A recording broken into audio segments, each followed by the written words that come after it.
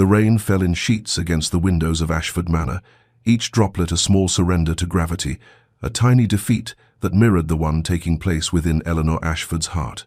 She stood in her father's study, her hands clasped before her with the perfect deportment 22 years of gentle breeding had instilled, while the man who had given her life and who was now, it seemed, taking it back, could not meet her eyes. Lord Richard Ashford had aged a decade in the past year, his shoulders bowed beneath burdens Eleanor had only begun to understand, and as he spoke of debts and obligations and arrangements that had been made for her future, she watched the autumn rain trace paths down the glass like tears she would not allow herself to shed. "The Duke of Greystone has agreed to settle our debts," her father said, and each word fell heavy as stone into the silence between them, "in exchange for, that is to say, he requires." But Eleanor understood before he finished. She had always been a practical girl, had always known that women of her station were currency as much as they were people, and so she nodded with a grace that cost her everything and said simply, "I understand, Father." She had dreamed once, in the way young women do, of a husband who might love her, of a home filled with warmth rather than obligation, of children born from affection rather than duty. Those dreams dissolved now like morning mist, insubstantial things that had never truly belonged to her. The contract arrived 3 days later in a leather portfolio, delivered by a stern-faced solicitor who waited in uncomfortable silence while Eleanor read terms that reduced her future to ink and parchment. There was no mention of companionship or regard, no softness in the language that bound her to a man she had never met. The Duke of Greystone required an heir and a hostess. She would provide both. In return, her family would be saved from ruin. It was, the document assured her in its cold legalistic prose, a most equitable arrangement. Eleanor signed her name in careful script, each letter a small death of hope, and as she set down the pen, she caught her reflection in the window, a pale girl with dark eyes that held too much understanding, too much resignation. Outside, the rain continued its relentless fall, and Eleanor thought that perhaps this was fitting, that her wedding should be preceded by such morning skies. She was to be a duchess, her father said with forced brightness.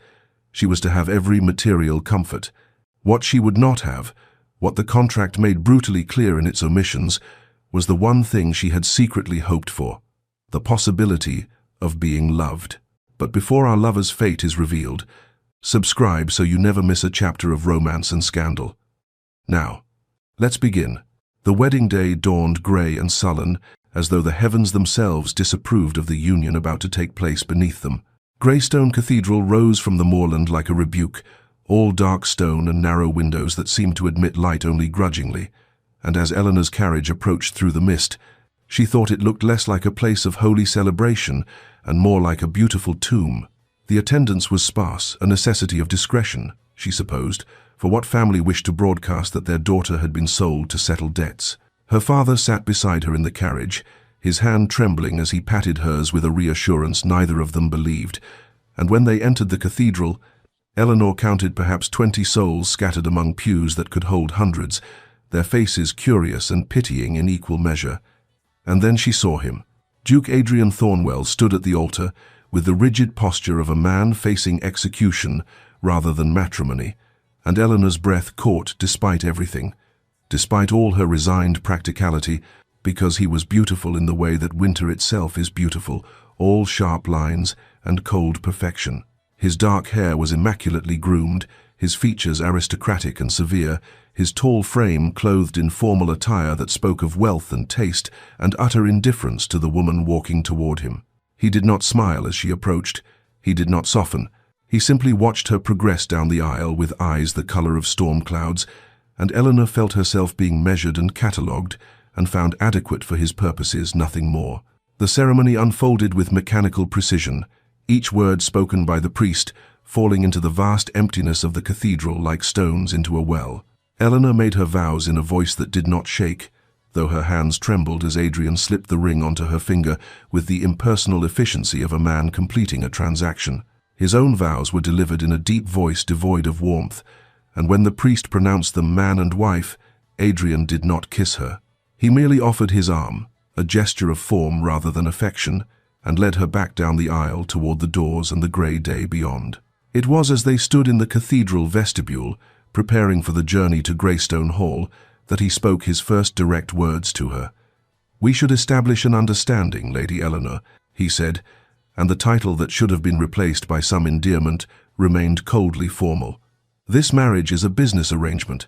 You will have every material comfort, every courtesy due your position, but you must not." And here his eyes met hers with brutal honesty. "Expect love from this marriage. I cannot give what I do not possess." Eleanor felt something crack inside her chest. Some small, stubborn hope she had not known she still harbored, but she merely inclined her head with the dignity her mother had taught her and said, "I understand, Your Grace." The carriage ride to Greystone Hall stretched before them in silence, miles of moorland passing outside the windows, while inside two strangers sat as far apart as the confines allowed, and Eleanor understood with absolute clarity that she had not married a man but rather a beautiful, impenetrable fortress, and she had not the faintest idea how to breach its walls. Greystone Hall rose before them like something from a Gothic novel, all severe towers and mullioned windows, its grey stone walls seeming to absorb rather than reflect what little light the overcast sky provided. Eleanor had thought the cathedral cold, but it was nothing compared to this fortress of a house, this monument to isolation that was now to be her home. As the carriage rolled to a stop before the imposing entrance, she felt the weight of the building pressing down upon her spirits, and she wondered if happiness had ever existed within these walls, or if the very architecture forbade it. The staff assembled to greet them was as sparse and austere as everything else. A stern-faced housekeeper named Mrs. Davies, a butler whose expression suggested he had long ago forgotten how to smile, and perhaps a dozen others who stood in perfect formation, their efficiency evident in every pressed uniform and rigid posture. Adrian acknowledged them with a brief nod and then, without ceremony or warmth, gestured for Eleanor to follow him inside. The tour was perfunctory, almost insulting in its brevity. He walked her through the main floor with the enthusiasm of a man showing a stranger around a property for let. The drawing room, with its heavy drapes and darker furniture, the dining hall with its absurdly long table, the library whose volumes might have interested her had he allowed her more than a passing glance, the music room with its silent pianoforte gathering dust. His commentary was minimal. "This is the East Wing, the portrait gallery. My study, which is private," and with each clipped phrase, Eleanor felt herself being assigned her place in this household, which was to say, no place at all. They climbed the grand staircase, their footsteps echoing in the cavernous space, and Adrian led her down a long corridor to the West Wing. "These will be your rooms," he said, opening double doors to reveal a suite that was undeniably beautiful, all silk wallpaper and fine furniture, and windows overlooking the grounds and utterly impersonal. "You'll find everything you require. Mrs. Davies will attend to any needs." He paused at the threshold, making no move to enter, and Eleanor understood with sudden, painful clarity that he would not be crossing this threshold again. "My chambers are in the East Wing," he continued, confirming what she had already intuited. "I keep early hours, I ride at dawn and attend to estate business throughout the day. We will maintain separate schedules. You are, of course, mistress of this house, and may order it as you see fit within reason." Within reason, as though she might overstep, might presume too much upon her position as his wife. Eleanor stood in the center of what was now her cage, however gilded, and nodded once more, that slight incline of her head that was becoming her signature gesture of acceptance. "I understand, Your Grace." He left her then, his footsteps receding down the corridor, and Eleanor sank onto the edge of the enormous four-poster bed, suddenly exhausted by the weight of her isolation. That evening, she dressed for dinner in one of her finest gowns, a futile gesture of dignity, and descended to the dining hall to find Adrian already seated at the head of the table, the very distant head, with what seemed like miles of polished mahogany stretching between them. They ate in silence, the scrape of silver against china, the only sound in that vast room, and Eleanor understood that this was to be her life, beautiful, comfortable, and utterly, devastatingly alone. Weeks passed in a strange, suspended existence where Eleanor found herself living as a ghost in her own home. Adrian kept to his word with almost military precision. He was gone before she woke, though evidence of his presence lingered in the breakfast room. A half-empty coffee cup, a newspaper folded to the financial pages, the faint scent of his cologne in the air.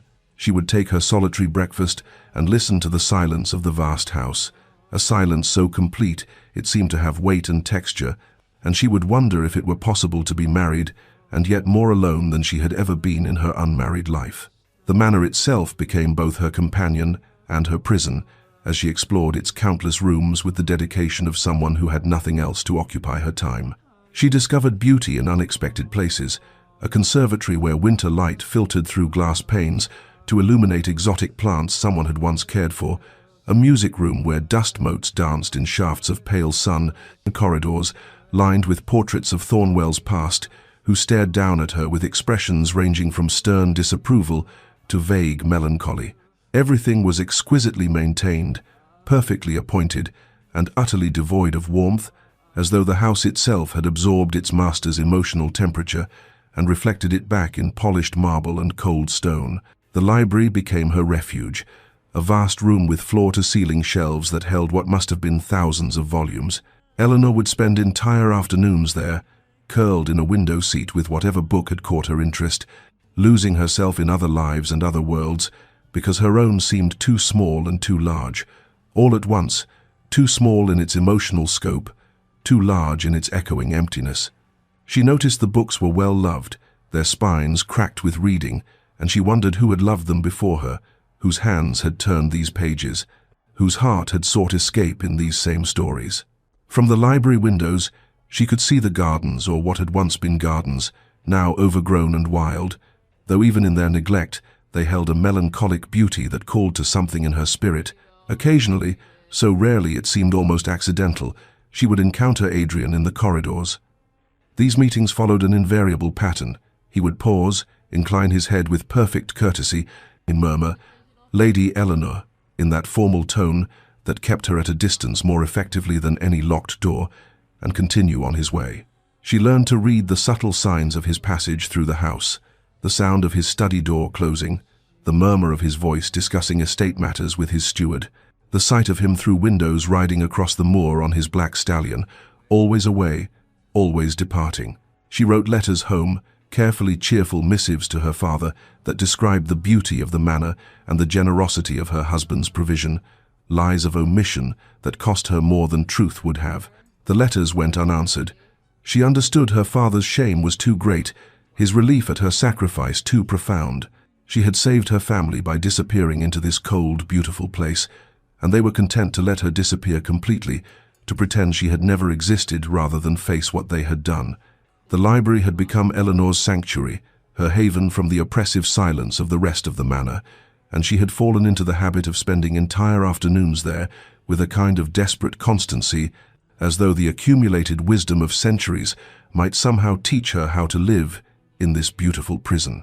She was deep in a volume of romantic poetry, Wordsworth's Meditations on Solitude speaking to her own isolation, when the door opened and Adrian entered with the purposeful stride of someone who had forgotten anyone else might occupy the space.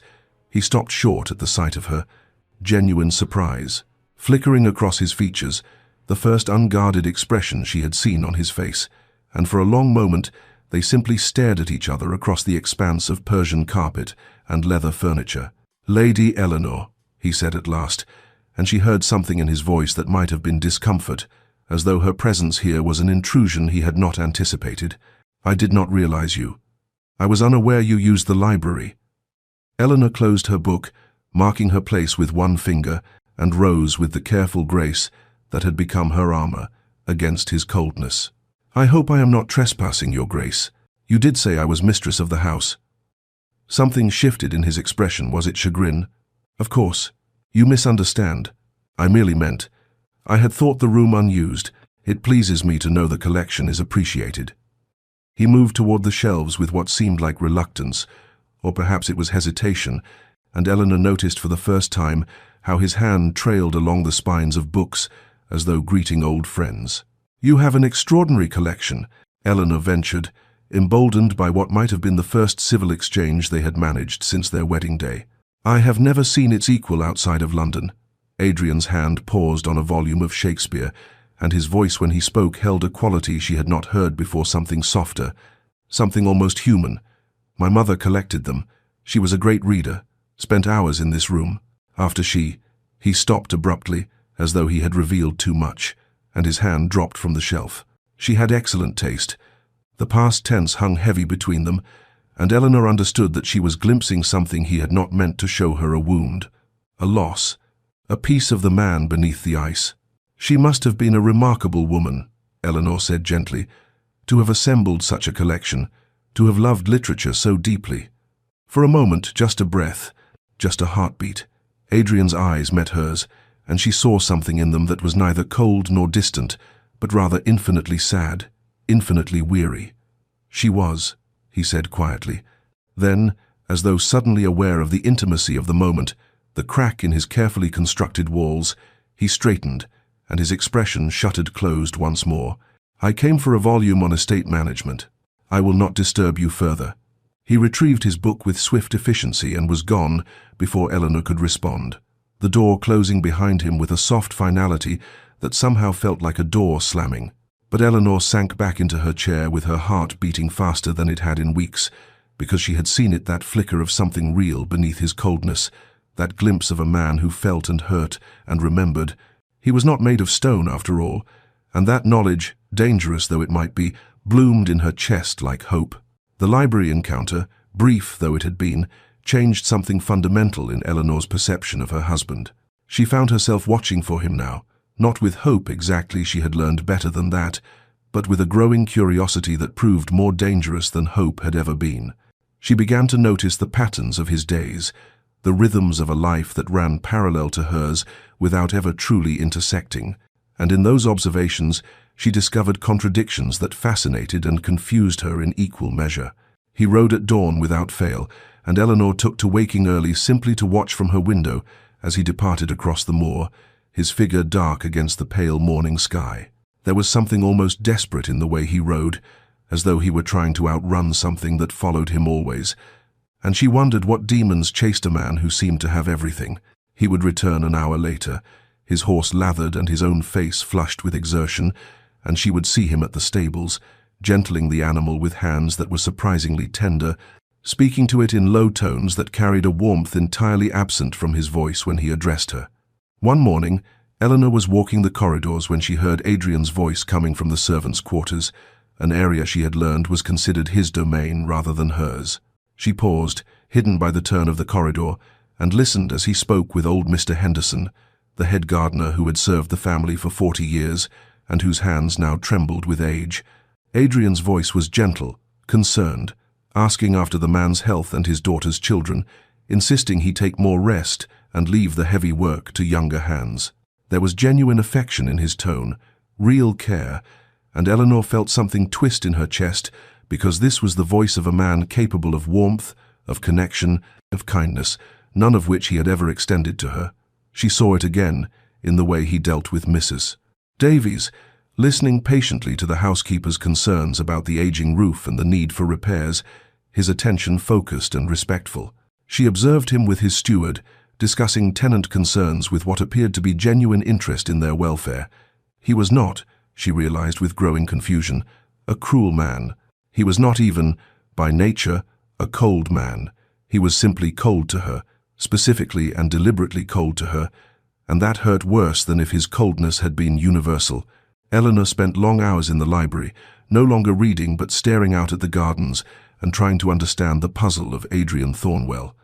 What had made him this way? What had carved out the warmth from his heart and left only this shell that functioned beautifully in every capacity except the one that mattered to her?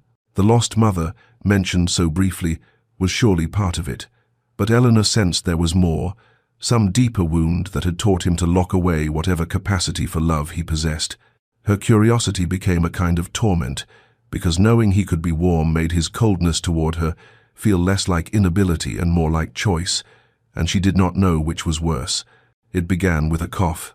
Eleanor heard it through the heavy oak door of Adrian's study, as she passed one afternoon, a deep, racking sound that spoke of illness being stubbornly ignored. She paused, her hand halfway to her own door, and heard it again, followed by the shuffle of papers and the scratch of pen on parchment. He was working through it, of course. Men like Adrian Thornwell did not permit themselves the weakness of illness, did not allow something so mundane as physical suffering to interrupt the relentless machinery of duty and obligation. Eleanor stood in the corridor for a long moment, warring with herself. He had made it abundantly clear he wanted nothing from her, no softness, no care, no intrusion into the carefully partitioned life he maintained. To offer comfort would likely be rebuffed, and she had suffered enough small rejections to last a lifetime. Yet she found herself moving toward the kitchens anyway, found herself asking cook for honey and fresh ginger, found herself brewing tea with her own hands, while the kitchen staff watched with barely concealed curiosity. She added herbs. Her mother had taught her thyme for the throat, chamomile for its soothing properties, and poured the steaming liquid into one of the house's finest china cups. The walk to Adrian's study felt longer than it should have, her heart beating with an anxiety she tried to dismiss as foolish. She knocked softly, waited, received no answer. The coughing had stopped, but she could hear the continued scratch of his pen. Eleanor made her decision quickly. Before courage could desert her, she opened the door just enough to slip inside, placed the tea on the corner of his massive desk where he could not fail to see it, and left without speaking, without waiting to see his reaction, without giving him the opportunity to refuse her small offering.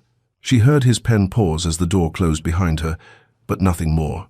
The next morning, walking past his study on some invented errand, Eleanor glanced through the half-open door and saw the cup sitting empty on a side table, waiting to be collected by the staff. He had not thanked her. He had not acknowledged the gesture in any way. But the cup was empty, and that somehow felt like enough. It became a pattern after that small, silent gestures that Eleanor offered without expectation of recognition or gratitude. She noticed when his study fire had burned low and arranged for it to be tended more frequently. She observed that he took his coffee black and strong in the mornings and ensured that cook prepared it precisely to that specification. When she saw him return from a particularly long ride in freezing rain, she had hot water sent to his chambers without being asked. Adrian never acknowledged these kindnesses verbally, never met her eyes with gratitude or even awareness. But Eleanor began to notice subtle changes. The study door, once firmly closed whenever he occupied it, now stood slightly ajar. And most significantly, most heart-racingly, he stopped avoiding the library during the hours she spent there. She would be reading, absorbed in her book, and would look up to find him entering, claiming a chair across the room with a volume of his own. They did not speak. They did not even acknowledge each other beyond the briefest nod. But they shared the space, and the silence between them felt somehow less hostile, less cold, as though some fragile understanding was being built in gestures too small for words. Autumn deepened into something more severe, the moorland winds stripping the last leaves from the trees and rattling the windows of Greystone Hall with increasing ferocity. The house grew colder despite the fires kept burning in every room, and Eleanor found herself spending even more time in the library, where the fireplace was particularly large, and the walls of books seemed to hold warmth like a living thing.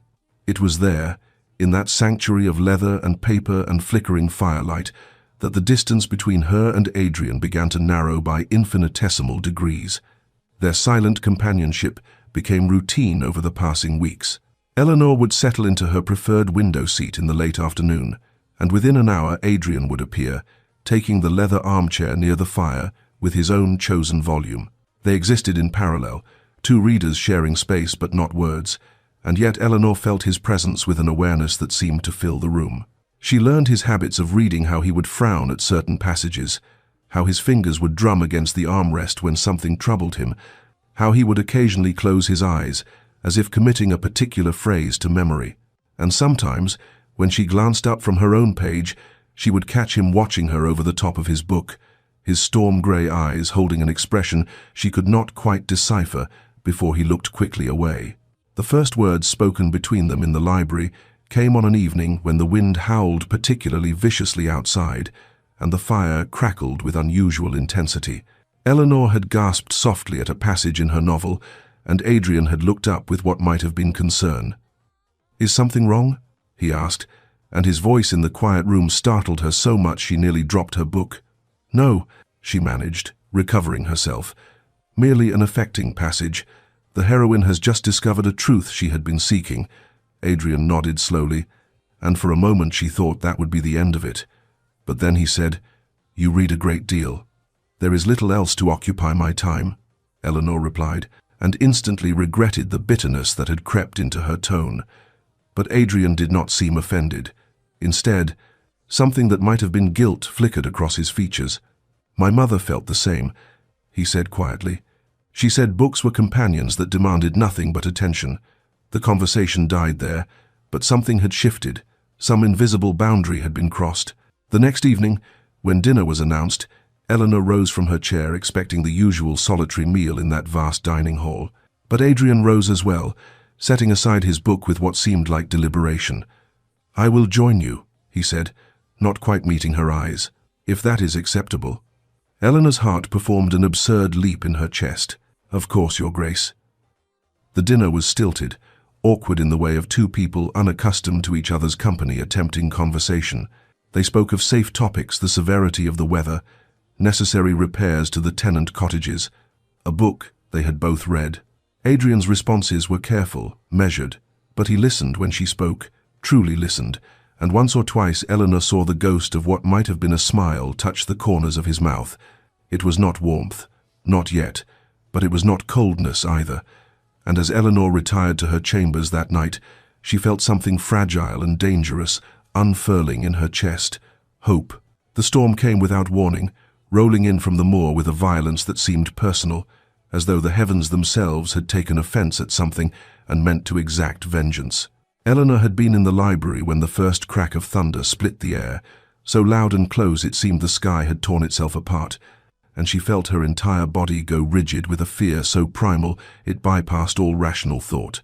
She was 8 years old again, trapped in the nursery during the storm that had shattered the great oak outside her window, the tree crashing through the glass in an explosion of thunder and lightning and splintering wood that had missed her bed by mere feet.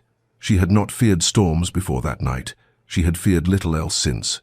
The lights flickered once, twice, and died, plunging the library into darkness, broken only by the fireplace and the violent flashes of lightning that turned the windows into momentary squares of blazing white.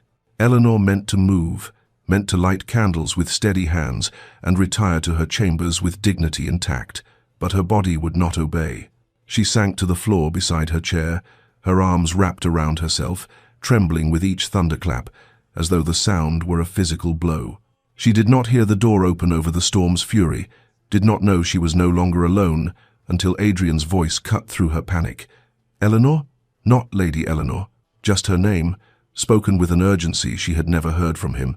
She looked up to find him kneeling beside her, his face illuminated by candlelight. He must have brought it from the corridor, and his expression showed something she had never seen there before: concern.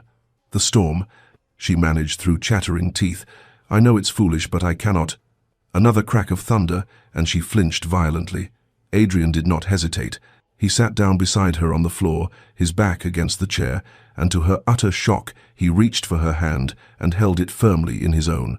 "You are safe," he said, his voice steady and calm in the chaos. "The house has weathered worse storms than this. I will not leave you." And he didn't. As the storm raged outside, Adrian stayed beside her on the library floor and did something Eleanor would never have imagined. He talked. He told her stories, his voice low and soothing, painting pictures with words to distract her from the violence outside. He spoke of his childhood at Greystone, of his mother teaching him to read in this very room, of the time he had gotten lost in the East Wing and spent hours convinced the house was haunted before the housekeeper found him. He told her about his horse, Tempest, who was terrified of butterflies but feared nothing else. He described the moor in spring when the heather bloomed, making the landscape purple as far as the eye could see. With each story, Eleanor felt her panic recede, replaced by something warmer, something that had nothing to do with the fire crackling in the hearth. This was the man he had been before, whatever had frozen his heart, this kind, gentle soul who sat on the floor, holding a terrified woman's hand and talked her through her demons. When the storm finally passed and the violence outside gave way to steady rain, Adrian helped her to her feet with a gentleness that brought tears to her eyes. But as soon as she was standing, as soon as the crisis had passed, she felt him withdraw. The walls went back up, the warmth leached from his expression, and he stepped back as though suddenly aware of the impropriety of what had transpired. "Good night, Lady Eleanor," he said formally, and was gone before she could thank him, leaving her alone with the guttering candles and the certainty that she had glimpsed something real, something true, and that nothing between them would ever be quite the same again. After the storm night, something irrevocable had shifted in the architecture of their marriage, and though Adrian had retreated behind his walls, the walls themselves seemed somehow more permeable, less absolute. Their library evenings became not merely routine but ritual, a sacred hour when the Duke and Duchess of Greystone existed not as strangers bound by contract, but as two readers who happened to share a space and, increasingly, their thoughts. The conversations began tentatively, a comment on a book, a question about an author, and observations that required only brief responses, but they grew like vines, slowly, persistently, until Eleanor found herself engaged in discussions that lasted an hour or more. They spoke of philosophy and poetry, of the ideas that moved them and the passages that had shaped their thinking. Adrian, she discovered, had a mind as sharp as it was careful, and he listened to her opinions with an attention that made her feel, for the first time since arriving at Greystone Hall, that she was more than merely decorative. One evening, as they discussed the management of the estate's tenant farms, Adrian did something that stole Eleanor's breath. He asked her opinion, not as a formality, not as a courtesy, but with genuine interest in what she thought. "The southern parcels need modernization," he said, unrolling a map across the library table. "But Henderson believes the tenants will resist change. What would you suggest?" Eleanor had grown up on an estate, had absorbed more about land management than most women were credited with understanding, and she found herself leaning over the map, pointing out considerations Adrian had not mentioned, suggesting approaches that balanced innovation with respect for tradition. He listened intently, his grey eyes focused on her face rather than the map, and when she finished, he nodded slowly. "That is excellent counsel," he said, and the simple acknowledgement warmed her more than any grand compliment could have. She began to notice other changes, small but significant. Adrian smiled occasionally, now not full smiles, not yet, but slight upward curves of his mouth that transformed his severe features into something approaching approachable. He would catch her eye when he found an amusing passage, sharing the joke silently before returning to his reading. He remembered details she mentioned: her preference for tea over coffee, her interest in botany, her birthday, which arrived without fanfare but with a first edition of a novel she had mentioned wanting. Dinners together became regular rather than exceptional, and the long table that had once emphasized their distance now felt absurdly large, so that one evening Adrian simply took the chair closest to hers rather than retreating to the far end. They spoke of the day's events, of books and politics, and the small observations that make up a life, and Eleanor found herself laughing at something he said, actually laughing, and seeing his expression soften with what might have been pleasure at the sound.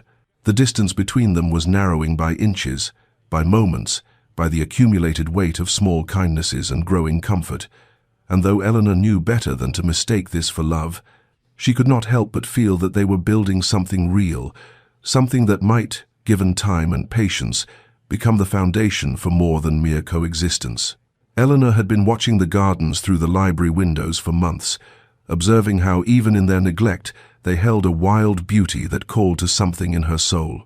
They had been magnificent once she could see the bones of their former glory in the overgrown hedges and choked flower beds, in the stone paths disappearing beneath weeds and the fountain long gone dry. One evening, gathering her courage as she and Adrian sat reading, she ventured the question that had been building in her heart. "Your Grace, I wonder if I might have your permission to restore the gardens. They were beautiful once, and I believe they could be again." The effect of her words was immediate and devastating. Adrian's book dropped to his lap, and his face went pale, then flushed, a succession of emotions crossing his features too quickly to catalogue. When he spoke, his voice was rough with something that sounded perilously close to pain. "Those were my mother's gardens. She designed them herself, spent every day tending them. After she died, I could not." He stopped, his jaw working as though the words cost him physically. "No one has touched them in 10 years. Eleanor felt her heart contract at the rawness in his voice. This man who kept himself so carefully controlled, now visibly struggling. "I understand," she said softly. "I should not have presumed." "No." Adrian stood abruptly, pacing to the window to stare out at the darkening grounds. "No, you are right. She would have hated to see them like this, neglected and dying." She always said gardens were living things, that abandoning them was a kind of murder. He was silent for a long moment, his reflection in the glass troubled and distant. "Do as you think best. You have my permission." But permission, Eleanor understood, was not the same as blessing, and Adrian's departure from the library that night felt like a retreat from a battlefield. Nevertheless, she began the work the very next morning, dressed in her oldest gown, with her hands wrapped in gardening gloves that had once belonged to some previous mistress of the house. She worked methodically, clearing weeds and dead growth, uncovering the garden's structure like an archaeologist revealing buried treasure. The work was physical, exhausting, and exactly what she needed: a purpose beyond reading and waiting, a way to leave some mark upon this place that had remained so stubbornly resistant to her presence. For 3 days she worked alone, and then on the 4th she looked up from her task of clearing an overgrown rosebed to find Adrian standing at the garden's edge, jacket discarded, shirt sleeves rolled to his elbows. "Those roses were her favorites," he said quietly, and without another word he knelt beside her and began to help. They worked in silence at first, their hands moving in parallel through earth and root, and the physical labor creating an intimacy that conversation never had. Adrian's presence beside her felt different here, without the formal barriers of drawing rooms and dinner tables between them. He was just a man working earth, and she was just a woman doing the same.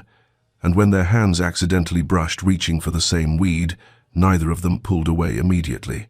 "She planted this garden the year I was born," Adrian said eventually, his voice soft with memory. "She said every flower was a wish for my happiness." Eleanor looked at him, at this man kneeling in the dirt of his mother's garden, with soil on his hands and something like peace on his face, and felt her heart turn over in her chest. The evening it happened, they had been working in the gardens all day and had come to the library still flushed from exertion, soil still beneath their fingernails despite washing, something loose and unguarded between them that the physical labor had created. They took their usual seats, but somehow Eleanor found herself in the chair beside Adrian's rather than across the room, and he did not move away, did not retreat to a safer distance. The fire crackled between them, and the autumn darkness pressed against the windows, and when Adrian spoke, his voice was lower than usual, more intimate. "I have not thanked you properly," he said, "for restoring the gardens, for caring for something that mattered to her." Eleanor turned to find him watching her with an intensity that made her breath catch. "They are beautiful. They deserve to be loved." "As do most things," Adrian said quietly, and something in his tone suggested he was no longer speaking only of gardens. The conversation that followed was unlike any they had shared before, raw and real, and achingly honest. Adrian spoke of his mother's death when he was 17, how it had felt like the world had lost all color and warmth. Eleanor shared her own losses, the loneliness of growing up as an only child in a house more concerned with appearances than affection. They spoke of fear, his fear of caring too deeply, her fear of never being cared for at all, and with each confession, the space between them seemed to shrink until Eleanor could feel the warmth radiating from his body and could count the firelight reflections in his grey eyes. "I have been alone so long," Adrian said, his voice barely above a whisper, "that I had forgotten what it felt like to want something beyond mere survival." His hand moved toward hers where it rested on the arm of her chair, his fingers reaching, trembling slightly, and Eleanor's heart stopped beating as she watched the distance close between them, felt the moment stretching out with unbearable tension. She could see everything in his face, desire and fear, and something that looked desperately like longing, and she held perfectly still, and afraid that any movement might shatter whatever fragile thing was forming between them. Their fingers were inches apart, then less than inches, and Eleanor could feel the heat of his skin without even touching, could hear his breathing change, and could see Adrian jerked his hand back, as though burned, and stood so abruptly, his chair scraped across the floor. "Forgive me," he said, his voice ragged, his face stricken. "I should not have. This was inappropriate. I apologize." And he was gone, striding from the library with something like desperation in his movements, leaving Eleanor sitting alone with her hand still extended toward empty air and her heart breaking in ways she had not known possible. She sat there for a long time after, staring at the fire through tears she refused to let fall, understanding with devastating clarity the pattern that had emerged.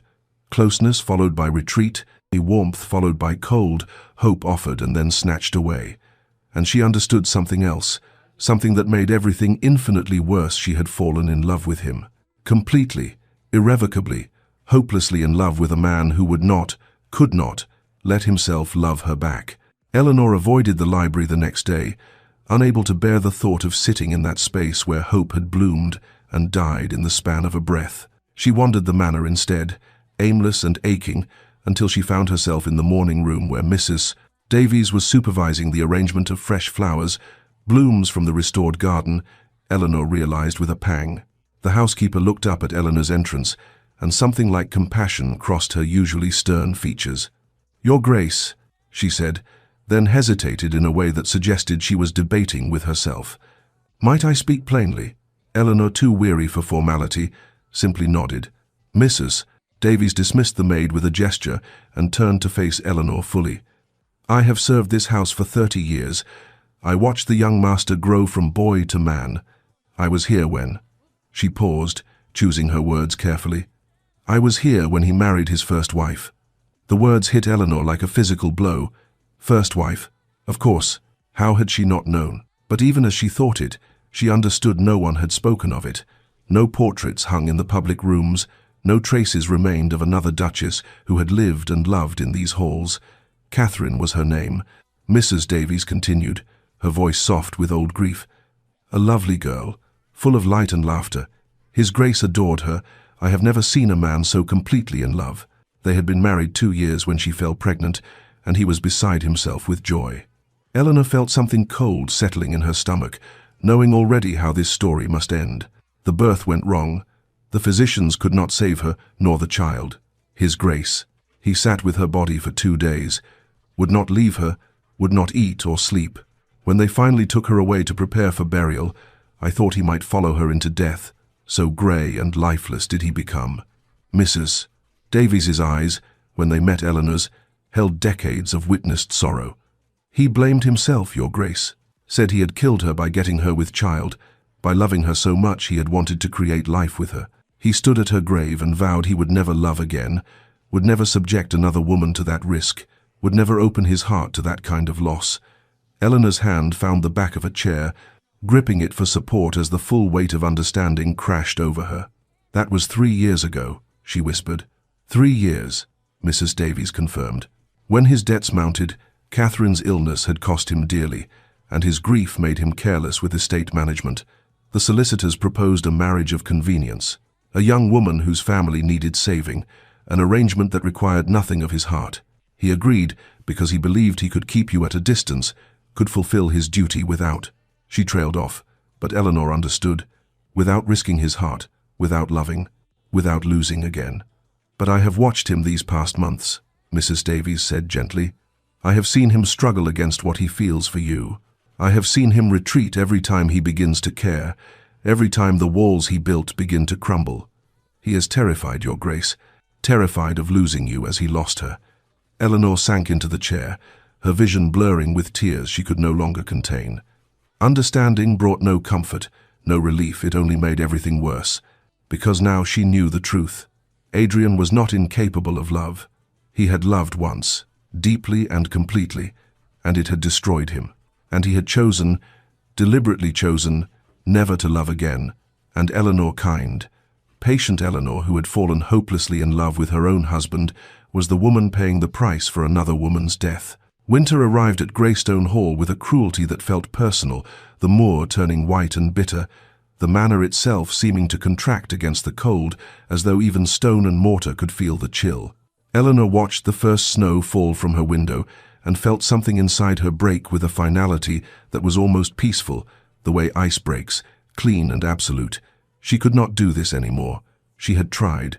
God knows she had tried with every ounce of patience and kindness she possessed, had loved a man who refused to be loved, had waited for a heart that had deliberately locked itself away.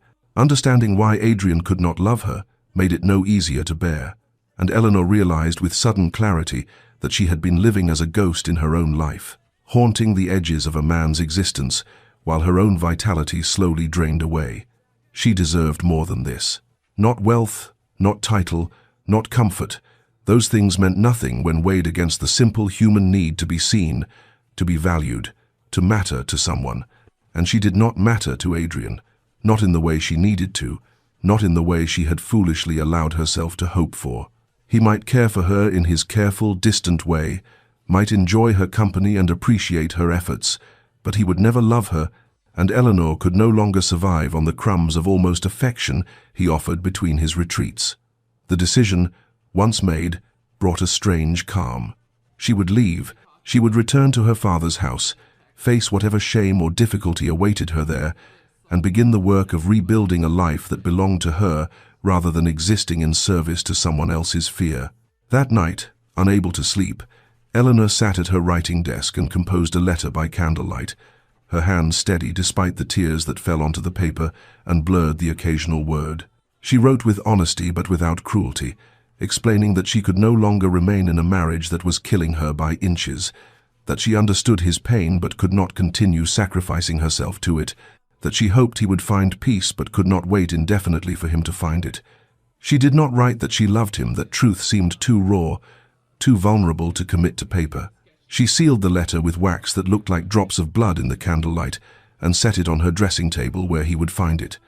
Then, as dawn broke grey and cold over the moor, Eleanor began to pack. Her hands moved methodically, folding gowns and gathering books, placing her few treasured possessions into trunks that would carry her away from this beautiful, lonely place. Each item felt weighted with memory: the shawl she had worn during library evenings, the gardening gloves now stained with soil from the garden she had loved back to life, the first edition Adrian had given her for her birthday. She packed them all with quiet tears streaming down her face, mourning not what had been but what would never be, folding away a life she had hoped for but could not have. Adrian came to her chambers unexpectedly, without knocking, which he had never done in all the months of their marriage, and Eleanor looked up from the trunk she was packing to find him frozen in her doorway, his face a study in incomprehension. For a long moment neither of them moved, and she watched as his eyes traveled from her tear-stained face to the open trunks, to the half-empty wardrobe, to the letter sitting on her dressing table with his name written in her careful script. He moved toward the letter as though in a trance, his hand trembling as he picked it up and broke the seal. Eleanor stood silent, her heart pounding, as he read her words she had chosen so carefully to be honest but not cruel, to explain without accusing, to free them both from this prison of half-love and careful distance. She watched his face as he read, watched the color drain from it, watched something that looked like devastation replace his usual careful control. When he looked up at her, his grey eyes were wild with something she had never seen there before. Fear. "What are you doing?" His voice was rough, barely recognizable. Eleanor lifted her chin, calling on reserves of dignity she had not known she possessed. "I am leaving, Adrian.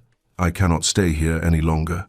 She used his given name deliberately, a small rebellion, a claim to the intimacy he had always denied her.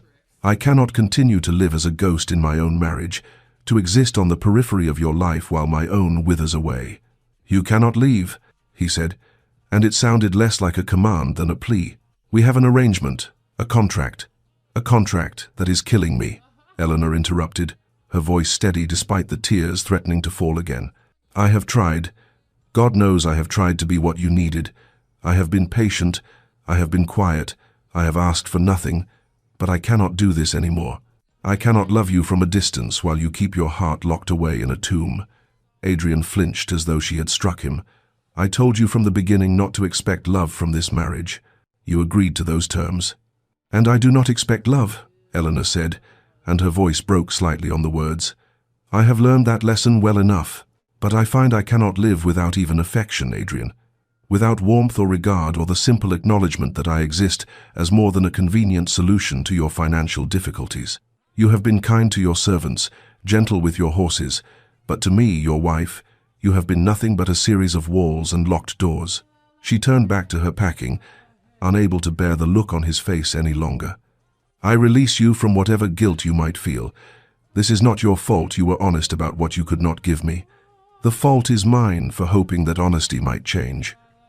Adrian left her room so abruptly he nearly stumbled, and Eleanor heard his footsteps echoing down the corridor with something like desperation in their rhythm. She stood trembling in the center of her chambers, her hands shaking so badly she had to clasp them together to still them, and tried to return to her packing with some semblance of composure. But the clothes she folded now were crumpled by her tears, and she finally abandoned the pretense, sinking onto the edge of her bed to gather what remained of her strength. She would finish packing, she would order a carriage, she would leave this place and never look back. She had to. Survival demanded it. When she had composed herself enough to stand, Eleanor lifted one of her smaller trunks and carried it toward the door, intending to have it brought down to the entrance hall. But when she reached the door to her wing, the door that led to the main corridors of the house, she found it locked. She tried the handle again, certain she must be mistaken, but it would not turn. A cold understanding began to creep through her veins as she set down the trunk and walked quickly to the servant's stair at the other end of her wing. Locked, the door to the balcony that overlooked the gardens. Locked, every exit from her chambers, every possible egress, secured against her. Eleanor felt rage rising in her chest, hot and righteous, and she gathered her skirts and began pounding on the main door, calling out for staff, for anyone who might hear and explain this madness. But no one came, and finally Eleanor understood with absolute clarity what Adrian had done. She found him in the main entrance hall, standing before the great doors as though guarding them, and his appearance shocked her, his hair disheveled where he had run his hands through it, his cravat loosened, his eyes wild with something that looked perilously close to madness. When he saw her descending the stairs, she had found a servant's passage that remained unlocked. He straightened, but did not move from his position, blocking the exit. "I have locked every door," he said, and his voice was raw, stripped of all its usual careful control. "Every exit from the house. You cannot leave." Eleanor's anger blazed so brightly she felt incandescent with it. "You cannot keep me prisoner. You have no right. This is madness, Adrian. You must unlock these doors immediately." "I cannot." He took a step toward her and she saw that his hands were shaking, that his entire body trembled with emotion he could no longer contain. "I cannot let you go." "You have no choice," Eleanor said, her voice deadly quiet now, more dangerous than shouting. "I am not your property to lock away. I am a human being, and I am leaving, and you will unlock these doors, or I swear I will find a way out if I have to break every window in this house." "Eleanor, please, do not Eleanor me now. After months of Lady Eleanor and careful distance, you have made it abundantly clear that you want nothing from me, that I am merely an obligation you fulfill with gritted teeth, and I will not stay where I am not wanted. But you are wanted." The words burst from him like a confession torn from his soul. "God help me. You are wanted. You are needed. And I cannot let you walk out of my life when you have become the only light in it." Adrian's face crumpled, every carefully constructed wall collapsing at once, and Eleanor watched in stunned silence as this man who had been nothing but controlled composure for their entire marriage fell apart before her eyes. He sank onto the bottom step of the grand staircase as though his legs would no longer support him, his head in his hands, and when he spoke his voice was broken, raw with years of suppressed grief and fear. "Catherine died in my arms," he said, the name of his first wife falling between them like a stone into still water. "She bled to death while I held her and could do nothing to save her or our child. I loved her so completely that when she died, I thought I would die too. I wanted to die. And when I survived, when I woke each morning to find myself still breathing, I vowed I would never love again, would never give my heart so completely that losing it could destroy me." He looked up at her then, and his grey eyes were swimming with tears he made no attempt to hide. "And then you came, you with your quiet dignity and your patient kindness, your gentle presence that asked nothing of me and somehow gave me everything. I tried so desperately to keep you at a distance, to maintain the walls I had built, but you slipped through them anyway in the library, in the gardens, in 1,000 small moments when I forgot to guard my heart." Eleanor felt her own tears falling freely now, her anger dissolving into something more complex, more painful. "I felt you settling into my soul like light returning after endless winter," Adrian continued, his voice breaking.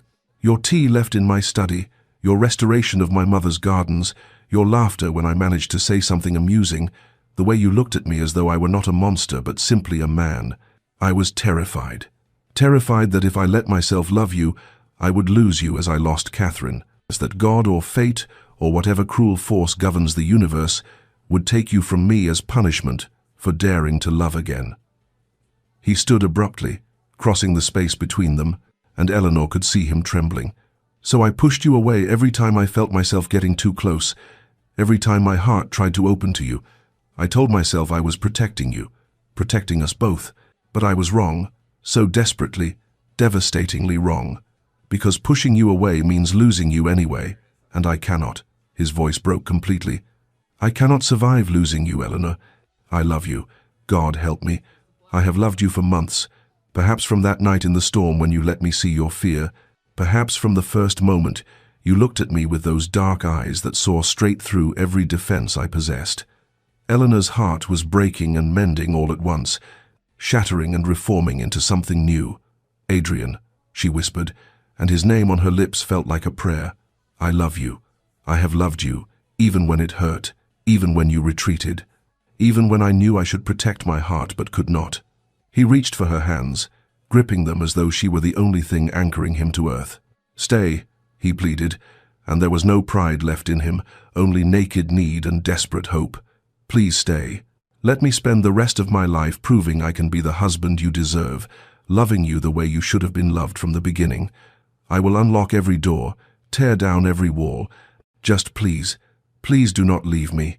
Eleanor looked at this man before her, her husband, this stranger she had loved from a distance, now raw and vulnerable and offering her everything she had ever wanted, and felt the enormity of the moment settling over them both. She did not pull her hands from his, but neither did she immediately acquiesce, because she had learned in these months of loneliness that love without honesty was merely another form of isolation, and she would not trade one prison for another, however beautiful. "I will stay," she said, and watched hope blaze in his eyes before she continued, "but not as I have been living. I cannot return to silence and distance, Adrian. If we are to have a marriage, a real marriage, then we must learn to speak to each other about our fears, our pain, everything we have been holding back. You must let me in, truly in, not just when crisis forces your walls down, but every day, in every small moment." Adrian nodded, his grip on her hands tightening. "Yes, anything, everything, I swear it. And I must be able to trust that when you retreat, because old habits do not die easily, you will come back, that you will fight your fear instead of surrendering to it, that you will choose me, choose us, even when it terrifies you." "I will," he said, his voice fierce with promise. "I swear on everything I hold sacred, I will choose you every day for the rest of my life." He released her hands then and crossed to the great doors, producing a ring of keys from his pocket and unlocking them with hands that still trembled. Then he moved through the entrance hall, unlocking door after door, the literal manifestation of his metaphorical surrender, until every exit stood open to her, every choice returned. "You are free to leave," he said, returning to stand before her. "I will not hold you prisoner, but I am begging you to stay." Eleanor felt tears streaming down her face as she reached for him, and this time, when their hands met, there was no hesitation, no retreat. She stepped into his arms and felt them close around her, with a tenderness that stole her breath. And when he lowered his head to kiss her, their first true kiss, in their first moment of genuine intimacy, it felt like coming home after a lifetime of wandering. They held each other in that entrance hall as though they might never let go, and Eleanor felt years of loneliness dissolving in the warmth of his embrace, felt his heart beating against hers in a rhythm that promised this was real, this was beginning, this was theirs. They talked through that night, moving eventually to the library where their tentative friendship had first taken root, and there, by firelight, they finally gave each other the truth. Adrian spoke of his mother, of her death that had first taught him that love meant loss, and then of Catherine, not to compare but to honor, sharing memories of a love that had been real and beautiful and had ended in tragedy. He spoke of his guilt, the irrational but powerful belief that his love itself was dangerous, that he destroyed what he cherished. Eleanor listened and held his hand, and finally understood the depths of the wound she was asking him to heal. And she shared her own story, the loneliness of her childhood, her father's betrayal in selling her to save himself, the months of living as a ghost in this house, loving a man who would not love her back. They laid their pain between them like offerings, and in the sharing found that pain diminished, became bearable, became simply part of their story rather than the whole of it.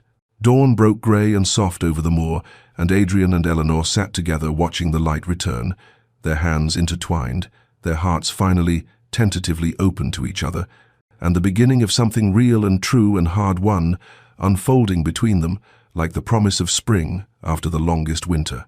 Spring arrived at Greystone Hall like a benediction, transforming the moor from its winter grey to a riot of colour that seemed to mirror the transformation within the house itself. The manor that had once felt like a beautiful mausoleum now rang with life windows thrown open to admit sweet air, fires burning cheerfully rather than merely functionally, and most remarkably, the sound of laughter echoing through corridors that had known only silence for too long. Eleanor stood in the gardens on a morning bright with possibility, her hands deep in earth as she planted new roses beside the ones they had restored together, and felt Adrian's arms encircle her waist from behind, his chin resting on her shoulder in the easy affection that had become their language. "Mrs. Davies will scold if she sees you've gotten soil on your dress again," he murmured against her ear, but there was laughter in his voice, no real concern. Eleanor leaned back into his embrace, glorying in the simple freedom to touch and be touched, to claim these small intimacies they had been denied for so long. "Then you shall defend me to her, as my husband ought. Always," he promised, and turned her in his arms to kiss her properly, thoroughly, in full view of anyone who might be watching, with none of the restraint or fear that had once governed every interaction between them. These stolen moments had become the fabric of their days, Adrian finding her in the library to steal a kiss between chapters, Eleanor interrupting his work in the study to bring him tea and stay for conversation that stretched into hours, both of them discovering the joy of simply being together without walls or barriers between them. The staff had noticed, of course. Eleanor had overheard Mrs. Davies remarking to the butler that his Grace was a changed man, that she had not seen him smile so much in all her years of service, that the house itself seemed lighter somehow, as though happiness were a physical thing that could illuminate stone and mortar. Adrian was indeed transformed, this man who had been so austere, so remote, now openly doting on his wife with an intensity that might have been embarrassing if it were not so clearly genuine. He brought her flowers from the moor, commissioned a portrait of her in the garden, asked her opinion on every estate decision, and listened as though her thoughts were precious. He was making up for lost time, Eleanor understood, trying to pour months of suppressed affection into every moment they now shared. And Eleanor bloomed under the warmth of his love like the gardens they tended together, her own transformation evident in the brightness of her smile, the confidence in her bearing, the way she moved through the manor as though she finally, truly belonged. They spoke often of the future now, of the life they were building together. One evening, as they sat in the library with Eleanor reading against Adrian's shoulder, he ventured quietly, "I have been thinking about children, if you would want them. I know I once feared—" Eleanor stopped his words with her fingers against his lips. "I would love to have your children, Adrian, when we are ready, when the fear has healed enough." And they both understood that healing was not forgetting, but rather learning to live with scars, to be brave despite them, to choose love even knowing its risks. 2 years later, the gardens of Greystone Hall stood in full magnificent bloom, a testament to patience and care and the transformative power of love deliberately chosen. Eleanor sat in the shade of an old oak tree, her hand resting on the swell of her belly where their child grew, and watched Adrian approach across the lawn with that smile that still made her heart perform small acrobatics in her chest, the smile he wore only for her, open and warm and free of shadows. He settled beside her on the blanket she had spread, his hand immediately covering hers on her belly, feeling for the movements of the life they had created together. "Strong kicks today," he murmured, his grey eyes alight with wonder and joy, and something that looked remarkably like peace. "She takes after her mother." "He," Eleanor corrected teasingly, and Adrian laughed that full, genuine laugh she had worked so hard to coax from him and now heard daily, and pulled her close to kiss her temple, her cheek, her lips. They sat together as the afternoon light turned golden, reading aloud from a book of poetry, his hand never leaving the place where their child moved beneath Eleanor's heart. And she thought of the woman she had been 2 years ago, lonely, resigned, prepared to leave, and marveled at how completely their lives had transformed. Adrian had kept every promise made in that desperate dawn confession, had chosen vulnerability over safety, had learned to speak his fears instead of hiding behind them, and in doing so, had freed himself from the prison of his own guilt. He no longer flinched at happiness, no longer waited for tragedy to strike. He simply loved her, openly and completely, and let himself be loved in return. Dear listener, if you have stayed with us through this journey, perhaps you recognize something of yourself in Eleanor or Adrian, the loneliness of loving someone who cannot love you back, or the fear that keeps you locked away from the very thing you need most. Know this: sometimes the coldest hearts need only patience and the warmth of steady kindness to thaw, but patience must never mean martyrdom. Eleanor's willingness to walk away, to choose herself and her own worth, became the catalyst that forced Adrian to confront what he was losing. Real love requires vulnerability from both people. One person's courage cannot sustain a relationship alone. If you find yourself living as a ghost in your own life, accepting crumbs when you deserve the feast, remember that you teach people how to treat you by what you accept. Walking away is not failure, but rather an act of profound self-respect. And sometimes it is the very thing that makes someone realize what they have taken for granted. But know, too, that some hearts cannot be unlocked from the outside, that you cannot love someone into healing, and there is no shame in leaving when staying costs you yourself. May you find the courage to be vulnerable, the wisdom to know your worth, and the grace to choose love when it is offered freely rather than parceled out in fearful increments. May you build gardens where once there was only wilderness, and may you know the peace of being loved exactly as you are. Rest well, dear listener, and may your own story find its happiness. This has been a tale from Sweetly Told Stories, where every ending reminds us that love, real love, is always worth the courage it demands.